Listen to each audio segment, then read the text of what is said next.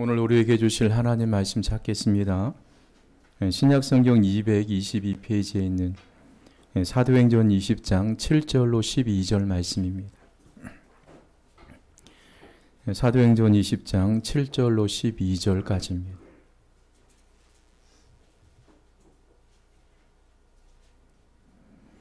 사도행전 20장 7절로 12절까지 우리 한 목소리로 함께 봉독하시겠습니다.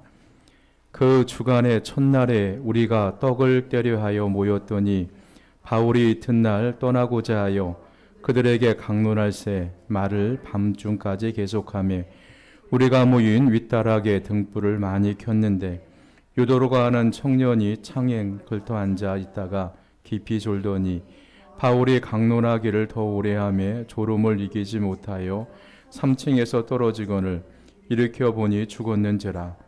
바울이 일어가서 그 위에 엎드려 그 몸을 안고 말하되 떠들지 말라, 생명이 그에게 있다 하고 올라가 떡을 떼어 먹고 오랫동안 곧 날이 새기까지 이야기하고 떠나니라. 사람들이 살아난 청년을 데리고 가서 적지 않게 위로를 받았더라. 아멘.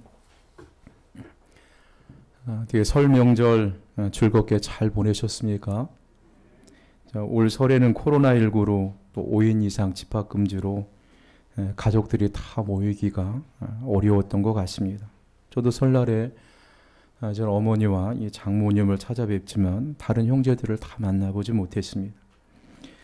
우리나라 사람들은요, 설날에 떡국을 먹어야 한 살을 더 먹는다, 이렇게 표현을 합니다. 시간이 흘러서 늙어가는 것을 나이를 먹는다, 이렇게 표현을 하죠. 한 살을 더 먹는다는 것은 세상에 태어나서 살아온 횟수를 계산하는 방법이죠. 이제 하나가 더 더해졌다는 거죠. 우리나라 사람들은 나이가 든다, 나이가 들어서 늙어간다, 이렇게 표현하지 않고 나이를 먹는다, 이렇게 표현을 해요. 우리가요, 살다 보면 좋은 음식을 잘 먹으면 좋은 현상들이 일어납니다. 음식을 잘 먹게 되면 피부가 좋아지고 또 건강이 좋아지고 또 건강이 좋아지면 자연적으로 사람이 아름다워집니다. 그러니까 좋은 음식을 먹으면 몸이 좋아지는 것 같이 나이를 먹는다는 것은 제대로 된 사람이 된다는 의미입니다. 우리가 한 살을 더 먹었다. 이것은 나이를 잘 먹으면 제대로 된 사람이 된다는 의미죠. 그래서요, 철없는 사람을 두고 이런 이야기를 합니다. 도대체 너는 나이를 어디로 처먹었느냐. 제가 젊었을 때 이런 이야기를 많이 들었어요. 나이를 먹었느냐가 아니라 나이를 처먹었느냐. 그러니까 나이를 제대로 먹지 못했다는 거죠. 나이가 들수록 좋은 현상이 나타나야 되는데 나이가 들수록 좋은 현상, 삶이 좋은 현상이 나타나지를 않는다는 것입니다. 그래서 우리나라 사람들은 나이를 먹는다. 그것은 그만큼 인생에 성숙해지고 인생에 더 좋은 현상들이 많이 나타난다는 그런 의미죠. 신앙도 그렇고 똑같습니다. 신앙생활도 나이가 들수록 좋은 현상들이 많이 나타나야 되죠. 교회를 다니고 예수님 믿은 지 이제 20살이 되고 30살이 됐는데도 아직도 우리가 철이 들지 않는다. 그러면은 좋은 현상이 나타나지 않는다. 그럼 우리가 나이를 잘 먹은 게 아니죠. 그래서 우리가 설이 지나서 우리 모두가 한 살을 다 먹었습니다. 그래서 우리가 나이를 잘 먹어야 좋은 현상들이 많이 나타난다는 것입니다. 그래서 육신적으로나 또 영적으로 우리가 이제 한 살을 더 먹었습니다. 그래서 저와 여러분이 한 살을 더 먹었으니까 이제 좋은 현상들을 많이 나타나시는 저와 여러분들 되시기를 주님의 이름으로 간절하게 소망합니다. 사도 바울은 우리가 늘 살펴보았듯이 3년 동안 사역했던 에베소 지역을 떠나서 마게도니아, 이 마게도니아는 지금으로 치면 유럽 터키 그쪽 지역이죠. 그래서 건너가서 2차 전도 여행 때 설립한 교회들을 돌아보고 예루살렘으로 돌아갈 계획을 가지고 있었습니다. 그 말씀이 우리가 읽지는 않았지만요. 20장 1절과 3절 말씀에 나와 있죠. 소유가 그침에 바울은 제자들을 불러 고난 후에 작별을 하고 떠나 마게도냐로 가니라. 그 지방으로 다녀가며 여러 말로 제자들에게 권하고 헬라에 이르러 거기 3달 동안 있다가 배 타고 수리아로 가고자 할 그때에 유대인들이 자기를 해하려고 공모함으로 마게도냐를 거쳐 돌아가기로 작정하니 이렇게 말씀해 주고 있어요. 그러니까 사도 바울이 에베소를 떠난 후에 그냥 마게도니아 지역으로 돌아갔다. 이렇게 간단하게 기록이 되어 있습니다. 그런데요. 우리가 성경의 고린도 후서, 이 고린도 후서를 보면요. 이때, 그러니까 사도 바울이 에베소를 떠나서 이 고린도 교회가 있는 유럽 지역으로 가게 되어 이때요. 이 고린도 교회에는 엄청난 문제가 발생했던 것을 볼 수가 있습니다. 그러니까 사도 바울이 고린도 교회를 떠난 다음에 거짓 선생들, 이 교회 안에 들어와서 사도 바울의 사도권을 부정했습니다. 여러분 성경을 읽다 보면 사도 바울이 그런 부분에 대해서 많이 변론하는 부분들을 볼 수가 있어요. 그러니까 바울이 떠난 이후에 사도 바울의 사도권에 대해서 부정하는 사람들이 많이 생겨나게 되었습니다. 이 사도라는 것은요. 예수님께서 직접 살아생전에 부르신 사람들, 예수님께 직접 가르침을 받은 사람들을 사도라고 부르는 거예요. 근데 우리가 성경에 보시면 사도 바울은 예수님이 십자가에 돌아가시고 부활하신 이후에요. 예수님을 믿었던 사람이에요. 그러니까 사도 바울이 살아생전에 예수님을 만났는지 만나지 않는지 성경에 나와 있지는 않지만 예수님께 직접 가르침을 받고 예수님께 직접 부르심을 받은 사람이 아니에요. 그러니까 거짓 교사들이 고린도 교회 안에 들어와서 사도 바울은 사도가 아니다. 바울은 사도가 아니다. 사도가 아니기 때문에 너희들을 가르칠 만한 그런 권한이 없다. 이렇게 사도권을 부정하게 되는 거예요. 그러니까 이 고린도 교회 안에 술렁거리기 시작하는 겁니다. 근데 실제로 보시면요. 예수님의 살아생전에 사도 바울을 부르지 않았지만 우리가 사도행전을 읽다 보면 다메섹 도상으로 가는 도중에 예수님의 사도 바울을 불러서 사도로 세우는 장면들이 나와요. 그러니까 예수님이 부활하신 이후에 바울을 사도로 세우시는 장면이 나옵니다. 그래서 우리는 바울을 사도라고 부르게 되는 것입니다. 근데 이런 사실을 알지 못하는 사람들이 고린도 교회 안에 들어와서 사도 바울의 사도권을 부정하게 됩니다. 그리고요. 바울이 전한 복음은 우리가 구원은 예수님을 믿음으로 구원을 받는 것이다. 우리가 율법을 지키는 행위로 구원을 받는 것이 아니라 예수님을 믿는 믿음만이 우리를 구원할 수 있다는 이런 복음을 부정하게 돼요. 그래서 예수님을 믿는 것도 중요하지만 모세가 우리에게 가르쳐준 율법을 지켜야 구원을 받는다. 이런 식으로요. 복음을 약간 오도해서 바울이 전하는 순수한 복음을 자꾸 오해를 불러일으키게 부정하게 가르치게 되는 것입니다. 그리고 또 다른 문제는요. 사도 바울은 그 당시에 예루살렘 교회가 큰 흉년이 들어서요. 교회가 굉장히 어려웠습니다. 성도들이 너무 어려운 거예요.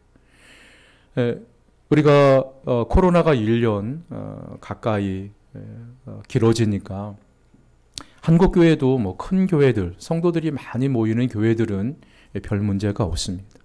그러나 저희 같이 상가에 입주해 있는 교회, 작은 교회들은요 굉장히 많이 어렵습니다. 저희 교회는 여러분들이 교회를 잘 섬겨주셔서 코로나 상황 가운데서 그렇게 큰 어려움이 없이 오히려 풍족한 가운데 교회가 이렇게 지나왔습니다. 그러나 우리와 다른 처지에 있는 교회들은 굉장히 어렵죠. 그러다 보니 한국 교회에 작년에 어떤 운동이 일어나게 됐냐면요. 자, 어려움을 겪는 교회 임대료를 큰 교회에서 좀 대주고 도와주자. 그래서 많은 교회들이 이에 동참하고 또 저희 교회도 동참을 했습니다. 그래서 어려운 교회의 임대료를 한 달 내지 2달 정도 이렇게 도와주었죠. 자, 그래서요, 이 예루살렘 교회가 큰 어려움을 당하니까 사도 바울이 고린도 교회 성도들에게 제안을 합니다. 우리가 좀 헌금을 해서 예루살렘 교회의 어려운 성도들을 좀 도와주자. 그렇게 해서 예루살렘 교회 성도들이, 고린도 교회 성도들이 헌금을 해서요, 그 헌금을 누구의 편에 보내냐면 사도 바울의 편에 보내요. 자, 그런데 어떤 사람들은 이 헌금을 사도 바울이 제대로 전달하지 않았다. 사도 바울은 헌금만 걷어서 자기 주머니에 차고 자기 마음대로 쓴다. 이런 오해들이 막 일어나게 된 거예요. 그러니까 당연히 고린도 교회를 개척했던 사도 바울, 목회자인 사도 바울과 또 성도들이 오해 때문에 거리가 있고 또 고린도 교회 안에 여러 가지 문제들이 발생하게 된 거예요. 근데 성경에 보시면 자, 이런 어려운 문제를 주님께서 잘 해결해 주세요. 그래서 우리가 사람이 신앙이 좀 성숙하지 못하고 마음에 성숙하지 못하면요, 아주 자그마한 일에 오해를 불러일으킵니다. 그리고 그 오해 때문에 사람이 원수처럼 이렇게 지내는 경우를 볼 수가 있어요. 자, 이런 것들은 사람이 살다 보면 얼마든지 일어날 수 있는 과정들입니다. 그래서 이런 일들을 반복하면서 사람을 이해하게 되고, 그래서 좀 더 성숙해지는 하나의 성장통과도 같은 거예요. 그래서 사도 바울과 고린도 교회가 이런 성장통을 그 당시에 겪고 있었어요. 후에 하나님께서 고린도 교회를 사도 바울과 성도들의 문제를 잘 해결해 주십니다. 그래서 사도 바울이 고린도 교회에 석 달을 머물면서 가이오의 집에서 로마서를 저술하게 돼요. 그래서 사도행전 20장 3절이 그 말씀입니다. 거기 석 달 동안 있다가 이렇게 20장 3절에 기록이 되어 있죠. 그 석 달 동안 머문 지역이 고린도 교회. 이 문제가 해결된 이후에. 그리고 가이오의 집에 석 달 동안 머물면서 또 이 로마서라는 그런 유명한 성경, 우리가 너무 사랑하죠. 이런 성경을 이곳에서 기록을 하게 됩니다. 바울은 고린도에서 곧바로 이제 배를 타고 수리아 지역으로 가려고 하는 계획을 세워요. 이 수리아 지역은 어떤 지역이냐면 예루살렘 지역입니다. 예루살렘 교회가 있는 지역이에요. 사도 바울은 그전에도요, 많은 사람들에게 내가 로마에 가기 전에 예루살렘을 들러서 로마에 갈 것이다, 이렇게 이야기를 했어요. 그래서 예루살렘으로 가려고 하는 그런 계획을 세웁니다. 그러나 그 당시에 유대인들의 명절 중에 가장 큰 명절이 6월절입니다. 우리나라도 명절 중에 설이나 추석 같은 데 보면 아무리 멀리 있어도요, 고향을 찾아뵙죠. 고향에 찾아가서 부모님을 찾아뵙고 또 흩어져 있던 형제들이 다 모여서 즐거운 시간들을 보내요. 명절이죠. 그래서 유대인들의 가장 큰 명절은 6월절입니다. 그래서 사람들이 아무리 멀리 있어도요, 6월절 절기를 지키기 위해서 모든 유대인들이 예루살렘을 찾아요. 그래서 마게도냐 지역, 유럽 지역에 살고 있던 유대인들이 배를 타고 6월절을 지키기 위해서 예루살렘을 향하는 그 배를 타고 사도 바울이 예루살렘에 가려고 하는 계획을 세운 거예요. 근데 사도 바울이 어떤 이야기를 듣냐면요, 그 배에서 유대인들이 공모를 하는 거예요. 그래서 사도 바울을 죽여서 그 시체를 바다에 던지려고 하는 그 계획을 듣게 됩니다. 그래서 곧바로 배를 타고 가지 않고 육로로에서 다시 마게도냐 지역을 걸어서 빌립보에서 배를 타고 드로아까지 오게 되는 그 장면이요, 3절에 쭉 기록이 되어 있습니다. 수리아로 가고자 할 때에 그때 유대인들이 자신을 해하려고 공모함으로 이런 일이 알아챘기 때문에 그 배를 타지 않고 이제 걸어서 이 마게도냐의 지역을 지나서 빌립보에서 드로아까지 가게 되는 것이 오늘 읽었던 본문의 말씀입니다. 바울이 가는 곳마다요, 늘 유대인들의 이 암살의 위험을 겪어야 했습니다. 그러니까 바울이 가는 곳마다 그를 대적하는 사람이 굉장히 많았습니다. 자, 그런데 그럼에도 불구하고 바울이 이런 위협을 피하지 않았습니다. 숨으려고 하지 않아요. 자, 그래서 바닷길이 아닌 다시 마게도냐 용노루에서 빌립보에서 배를 타고 닷새 만에 드로아에 도착을 합니다. 그 6절과 7절 말씀이죠. 이제 드로아에 도착을 해서 이제 드로아를 떠나기 전에 있었던 일을 기록한 말씀이 우리가 읽었던 6절로 12절 말씀이에요. 오늘 6절과 7절 말씀에 보시면요. 무교절 후에, 그러니까 6월절이 지난 후에 빌립보에서 배를 타고 닷새 만에 드로아에 있는 그들에게로 가서 이레를 머무니라.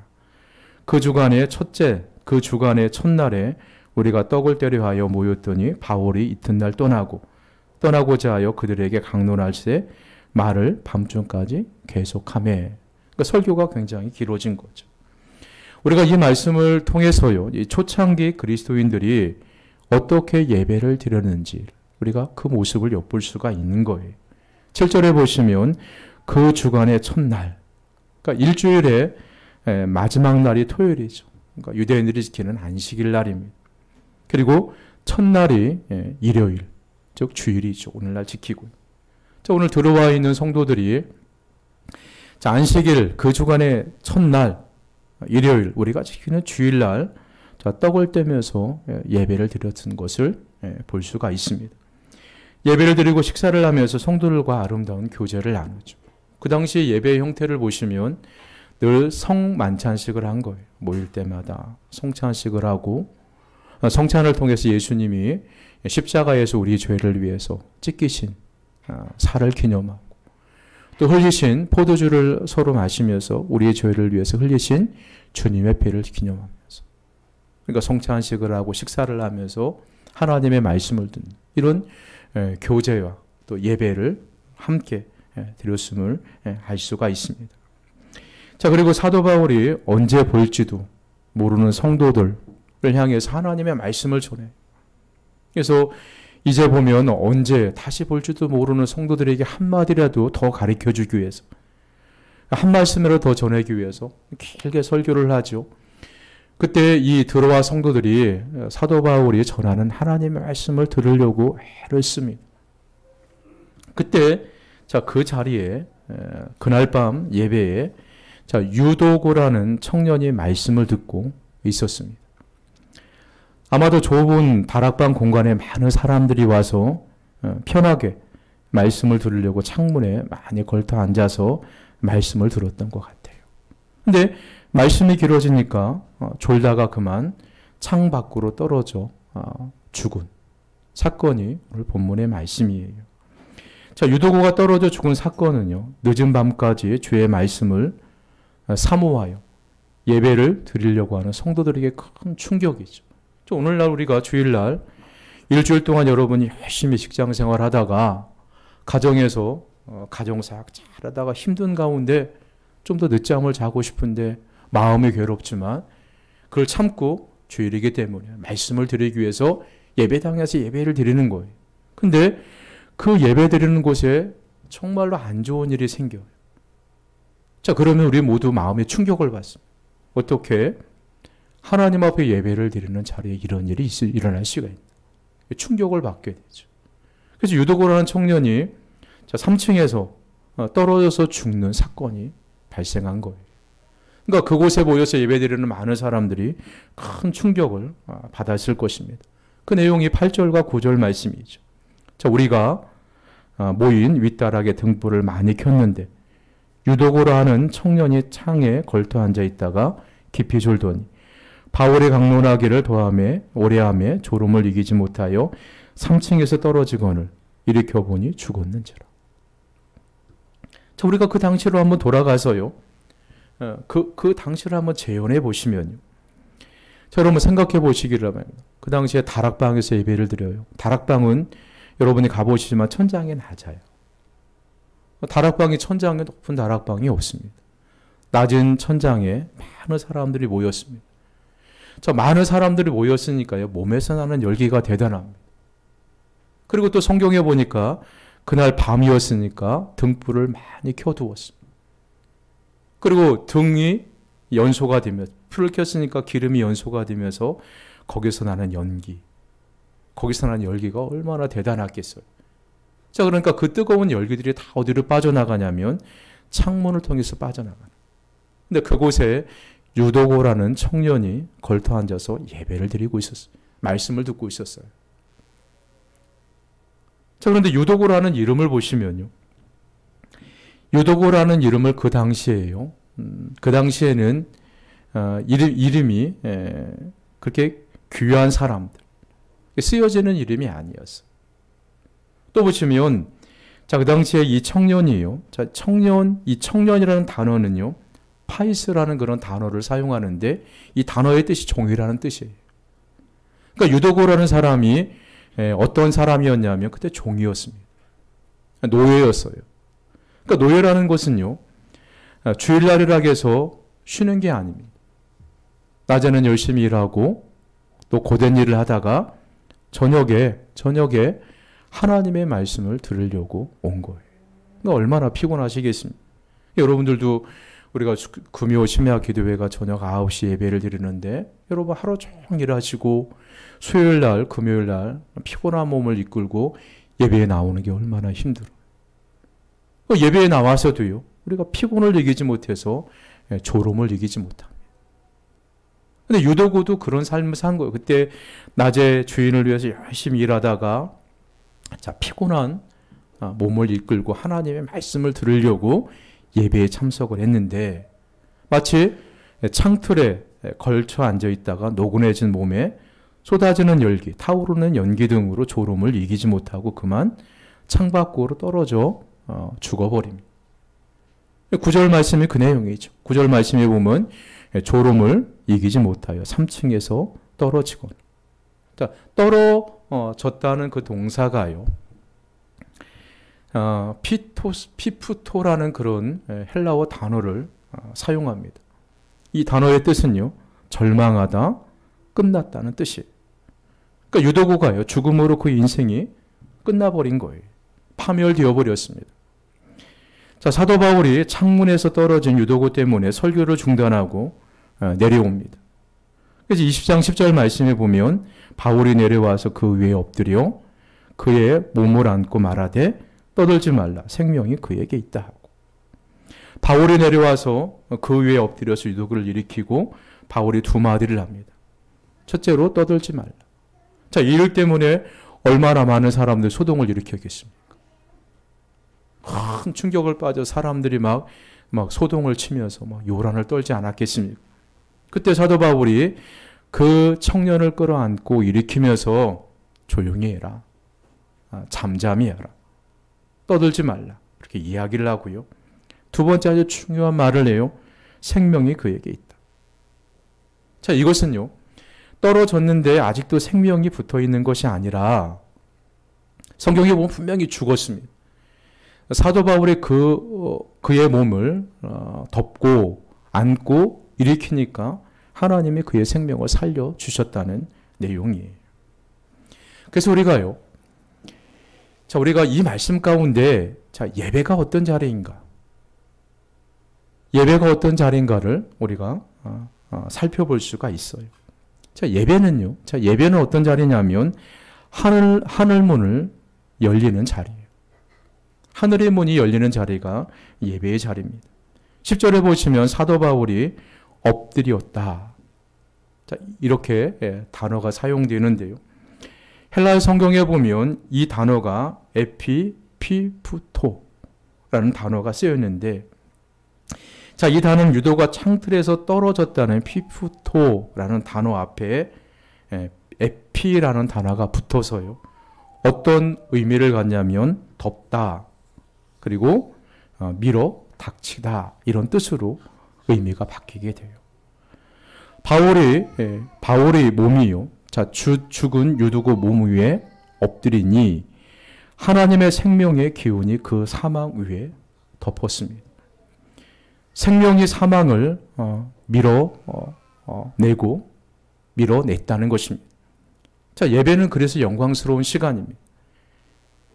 자, 일주일에 한 번 하나님 앞에 정기적으로 모이는 그때는 중요한 시간입니다. 일주일 혹은 하루 종일 세상의 모든 노동으로부터 얽매여 노예 같은 삶을 살다가 근심과 괴로움과 갈등을 끌어안고 예배의 자리로 나옵니다. 자, 그런 면에서요, 우리는 스스로 어찌할 수 없는 무능한 유도구와 같은 존재입니다. 자, 유도구는 그의 인생의 모습 그대로 3층에서 떨어지고 죽어서 마치 파멸하고 인생이 끝나버렸습니다.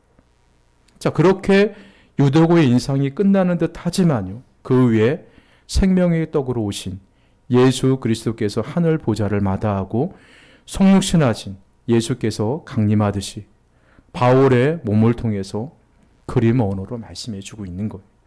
에피피푸토. 하나님의 은혜가 죽은 유두고의 청년의 몸에 덮어지니까 생명의 능력이 밀어닥치는 것입니다. 다른 것이 없습니다. 자, 인생의 절망. 우리가 그림자를 껴안고 살아가죠. 하는 일마다 제대로 되지 않고 마음속의 괴로움, 절망 속에 우리가 살아간다 할지라도 그 마음을 가지고요, 우리가 예배의 자리로 나온다 할지라도요, 그 위에 하나님의 은혜가 덮게 되면요, 그걸 절망으로 끝나는 것이 아니라 생명으로 바뀌어지는 역사가 일어나게 되는 것입니다. 자, 유도구에 살리신 그 사건, 그냥 단순하게 3층에서 청년이 예배를 드리다가 떨어지다가 죽었는데 바울이 살려주었대. 이렇게 우리가 간단하게 넘어갈 수도 있지만요, 이 문제를 우리가 진지하게 이 사건이요, 자, 예배하는 가운데 일어났던 사건입니다. 자, 유도구라는 뜻은요, 그의 이름의 헬라어에 보면 유티코스죠. 근데 이 뜻이요, 행복한 사람, 이런 뜻이. 예배 시간마다 행복자로 우리가 일어나야 돼요. 일주일 동안 여러분 삶아갈 때 힘들고, 자, 절망스러운 그런 모습으로 예배 자리에 나와서요, 하나님의 은혜가 우리 위에 덮어지게 되면요, 행복한 사람으로 변화가 되는 거예요. 절망에서 소망의 사람으로 바뀌게 되는 것입니다. 저는요, 저 개인적으로 2021년도 한 해 영인은 구한교를 출입하는 여러분 모두가 우리의 마음이 얼마나 힘듭니까? 코로나 때문에 힘들고, 또 살다 보면 물질의 어려운 일, 또 건강, 사람들의 관계 때문에 우리의 마음속에 끊임없이 절망의 그림자가 찾아오게 됩니다. 자, 그런데 우리가 그런 모습 가운데 하나님의 은혜를 사모하고 예배의 자리로 나오게 되면요, 하나님의 은혜가 우리의 심령을 덮게 되며 하나님의 말씀과 생명이 우리의 심령을 덮게 되면요, 우리는 행복한 사람으로 변화가 되는 거예요. 여러분, 유도구가 절망, 죽음으로 다 끝난 듯한 보이지만 하나님의 은혜가 그의 죽은 몸을 덮으니까 그는 다시 소생하였습니다.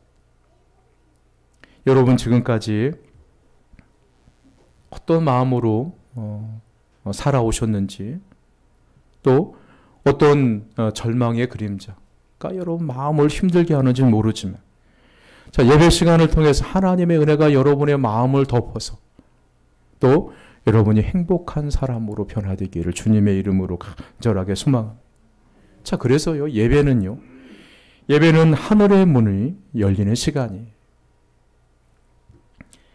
성경에 보시면 베델에서 야곱은 아주 처절한 밤을 보내게 되죠. 자, 본래 그곳은 이름은 누수였는데 나중에 이름이 베델로 바뀌게 됩니다. 야곱이 그의 생애 처음으로 부모를 떠나서 아버지와 형의 분노를 피해 정처 없이 쫓겨 한밤중이 되어서 긴 고된 밤을 보내게 되요. 산 중턱에 갈 바를 알지 못하고 지쳐 잠이 들었을 때, 그때에 이 불쌍한 청년의 운명이 하늘문이 열리면서 사닥다리가 내려옵니다. 그리고 천군 천사가 내려오는 환상을 보게 돼요. 결국 하나님은요, 야곱이 가장 위기의 밤, 절망의 밤에 야곱을 만나 주었습니다. 그것이 바로 예배이죠. 혹시 우리가 정처 없이 방황하고 있는 삶을 혹시 여러분 살아가고 계십니까? 인생이 질팡하십니까? 유도구가 떨어진 것처럼 파멸과 절망이라고 내 인생은 그렇게 여러분 생각하십니까? 우리가 그런 모습으로 예배의 자리에 참석하셨다 할지라도요, 하나님의 은혜가 우리 위에 덮어주는 순간, 하나님의 말씀과 하나님의 생명이 우리 위에 덮어주는 순간 역사가 바뀌어요. 다시 사는 역사가 일어나게 된다는 것입니다. 예배가 바로 그런 시간이에요. 아무리 절망한 삶이라도, 절망한 심령이라도 예배 시간을 통해서 하나님께서 하늘문을 여셔서 하나님의 은혜로 우리를 덮어주시면요, 다시 소생하는 역사가 일어나게 되는 거예요. 우리 사랑하는 성도 여러분, 여러분의 삶이 얼마나 고된다는 것은, 힘들다는 것은 제가 굳이 말씀드리지 않아도 여러분 스스로가 잘 알고 있고요, 저도 잘 알고 있습니다. 그렇다고 할지라도요, 이 10년 가운데, 힘든 우리의 고된 10년 가운데 여러분 하나님의 은혜를 사모하시기를 바랍니다. 하나님의 말씀과 은혜가 우리의 심령 위에 덮어주는 순간 우리는 다시 소망의 사람이 되는 거예요. 절망의 사람이 아니라 행복한 사람이 될 수 있는 것입니다. 저와 여러분이 유도고가 하나님의 은혜가 죽은 시체 위에 임해서 다시 살아났듯이 오늘 예배를 통해서 여러분의 심령이 다시 한번 소생하고 여러분의 마음이 다시 한번 살아나는 그런 역사가 있기를 주님의 이름으로 간절하게 소망합니다. 기도드리겠습니다. 살아계신 하나님 우리 아버지,